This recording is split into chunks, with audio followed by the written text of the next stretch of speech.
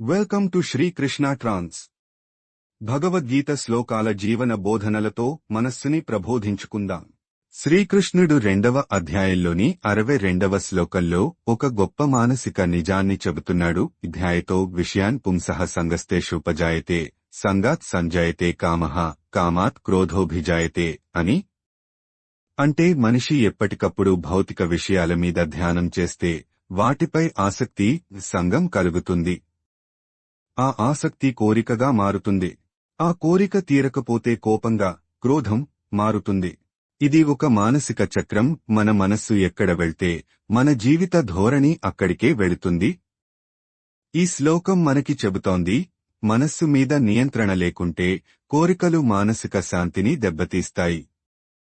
మనస్సును బాహ్య విషయాల ధ్యానం నుండి తప్పించుకుని ఆత్మధ్యానంలో నిలిపితేనే శాశ్వత శాంతి దక్కుతుంది. ఇలాంటి ఆధ్యాత్మిక జీవనబోధల కోసం శ్రీ కృష్ణ ట్రాన్స్ ఛానల్ను సబ్స్క్రైబ్ చేయండి, లైక్ చేయండి, షేర్ చేయండి. జయ శ్రీకృష్ణ.